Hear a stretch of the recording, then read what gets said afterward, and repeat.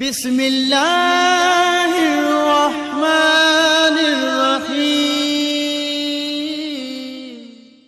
أعوذ بالله من الشيطان اللعين الرجيم بسم الله الرحمن الرحيم الحمد لله رب العالمين والصلاة والسلام على اشرف الانبياء والمرسلين وعلى اهل بيت الطيبين الطاهرين المعصومين.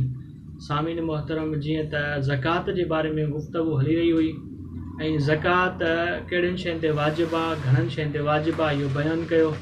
ऐं जिन शयुनि ते ज़कात वाजिबु आहे उहो ॾहनि मंझां कणिक जे बारे में कुझु साबिक़ा गुफ़्तगू करे चुका आहियूं। त यानी कणिक ते ज़कात केतिरी वाजिबु आहे ऐं निसाब केतिरो आहे हुनजो। जेको ज़कात जो कणिक जी ज़कात जो निसाब बयानु कयो उहो इहो आहे त 21 मण 1 किलो ऐं 3 पाव हुजे त हिन सूरत में उन ते ज़कात वाजिबु आहे। हाणे इन जा कुझु मुख़्तलिफ़ पहलू आहिनि, उहे बि बयानु कया। वरी बि तव्हांजे मसलन अफ़कार आलिया जे तक़र्रुब जे करे मां वरी ॿीहर इनखे वज़ाहत सां बयानु कंदुसि त हाणे इन सूरत में कंहिं वटि निसाब पूरो थी वञे त पोइ हाणे उहो कहिड़ी सूरत में ज़कात केतिरी कढंदो, त इन जा मां कुझु पहलू तव्हांजे साम्हूं बयानु कंदुसि। त पहिरियों जेको पहलू बयानु करे चुका आहियूं त इहो हुयो त माना ज़कात वाजिबु आहे इन निसाब ते केतिरी, त उन जो इहो पहलू हुयो। त हाणे उनखे ॾिठो वेंदो त जेको मालिक आहे उन ई पंहिंजे फसल खे कहिड़े पाणीअ सां सैराब करायो आहे। मसलन उन्हनि मंझां हिकु इहो आहे त माना उन सैराब करायो आहे मींहं जे पाणीअ सां या वरी नहर जे पाणीअ सां। इन सूरत में जॾहिं पंहिंजे फसल खे सैराब मींहं जे पाणीअ सां ऐं नहर जे पाणीअ सां करायो आहे त पोइ उन ते जेका ज़कात वाजिबु थींदी इन निसाब मंझां जेको निसाब बयानु कयो 21 मण 1 किलो 3 पाव, इन ते जेका हाणे ज़कात वाजिबु थींदी इन ई मंझां जेको 9 हिसो थींदो न, हिसाब करे 9 हिसो उहो ज़कात कढंदो। हिकु इहो पहलू आहे हिन जो। ॿियो पहलू इहो आहे त हिन पंहिंजी मसलन फसल खे नहर ऐं हिन मींहं जे पाणीअ सां सैराब न करायो आहे, बल्कि हूअ ज़मीन ऐं हुन वटि हुनजी ज़मीन अहिड़ी आहे कि जंहिं ज़मीन खे न पाणी ॾियण जी मींहं जे पाणी जी ज़रूरत हुजे न ई वरी नहर जे पाणी जी ज़रूरत हुजे। मसलन जी अक्सर औकात कुझु मक़ामात यानी कुझु इलाइक़नि में अहिड़ियूं ज़मीनूं हूंदियूं आहिनि कि जिन खे पाणी ॾियण जी ज़रूरत न हूंदी आहे, बल्कि उन जी हिकु नमी हूंदी आहे। मसलन उन ते ॿिज छटे छॾींदा आहिनि त पोइ उन ई फसल खे लथे ताईं पाणी जी ज़रूरत न पवंदी आहे। जहिड़ी तरह दरियाई ज़मीनूं आहिनि।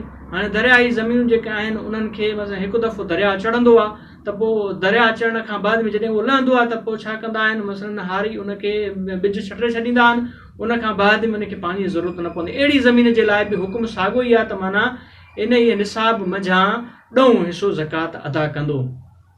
ऐं टीं सूरत इहा आहे त यानी हुन न ई वरी नहर जे पाणीअ सां पंहिंजे फसल खे सैराब करायो आहे, न ई वरी मींहं जे पाणीअ सां, न ई वरी हुनजी ज़मीन अहिड़ी आहे कि जेका मसलन नमीअ जे ज़रिए सैराब थिए, बल्कि हू पंहिंजी ज़मीन खे हिकु खूह जे पाणीअ सां सैराब थो कराए या वरी ट्यूबवेल जे पाणीअ सां सैराब थो कराए। त इन सूरत में जेका ज़कात वाजिबु थींदी उन हारीअ ते इन निसाब ताईं पहुची वञे अगरि त पोइ उन ते ज़कात वाजिबु जेका थींदी उहा 20 हिसो थींदी। इहा 3 सूरतूं इहे थियूं। ऐं चौथी सूरत इहा हुआ त माना हुन पंहिंजे फसल खे सैराब करायो आहे कुझु मसलन नहर जे पाणीअ सां ऐं कुझु मसलन मींहं जे पाणी सां, इहे हिकु तरफ़ कयूं, ऐं कुझु वरी हुन पंहिंजे फसल खे सैराब करायो खूह जे पाणी या ट्यूबवेल जे पाणीअ सां। हाणे इन्हनि जो अदद बराबरि आहे। जॾहिं इन्हनि ॿिन्ही जो अदद बराबरि हुजे, मसलन खूह जे पाणी सां या वरी ट्यूबवेल जे पाणीअ सां हुन पंहिंजी ज़मीन खे जेको सैराब करायो आहे साल में मसलन 4 दफ़ा या 3 दफ़ा मिसाल जे तौर ते, ऐं अहिड़े ई तरीक़े वरी हुन पंहिंजे फसल खे जेको मसलन नहर जो पाणी आहे उन सां बि एतिरो ई मसलन अदद जे हिसाब सां सैराब करायो थी, मतिलबु 4 या 3 मरतबा, यानी अदद जे हिसाब सां ॿई मुसावी आहिनि। त इन सूरत में जेका हुन ते ज़कात वाजिबु थींदी उहा 15 हिसो थींदी। इहे सूरतूं थियूं। हिकु भेरो वरी ईअं हूंदो आहे त माना हू पंहिंजे फसल खे सैराब कराए थो, लेकिन हाणे अदद मुयन न आहे त अदद मसलन जेको ट्यूबवेल जो पाणी आहे उहो केतिरो अदद हुयो, खूह जो पाणीअ जो केतिरो अदद हुयो, या वरी नहर जे पाणी जो केतिरो अदद हुयो जंहिंसां मां पंहिंजे फसल खे सैराब करायो, इहो मुयन न आहे। त पोइ इन सूरत में उर्फ़ ॾे ॾिठो वेंदो त उर्फ़ आम अगरि चवनि त हिन पंहिंजे फसल खे जेको सैराब करायो आहे घणे क़दुरु उहो न हर जे पाणी सां सैराब करायो आहे। जॾहिं इहो उर्फ़ जो उन ते इतलाक़ इहो घणाई वारो अचे, छाजी घणाई, इन न हर जे पाणीअ जे अदद जी घणाई जो इतलाक़ अचे त इन सूरत में उन ते ज़कात जेका वाजिब थींदी उहा मसलन न हर जे पाणीअ वारे हिसाब सां ई थींदी। न अगरि मसलन हुन पंहिंजे फ़सुल खे सैराब करायो, अदद मुयन आहे, अहिड़ी तरह अक्स वठूं त हाणे उर्फ़ चवे त न, बल्कि हिन पंहिंजे फ़सुल खे जेको सैराब करायो आहे उहो खूह जे पाणीअ सां घणो सैराब करायो अथई त पोइ उहो खूह वारे हिसाब सां उन ते हिसाब लॻायो वेंदो।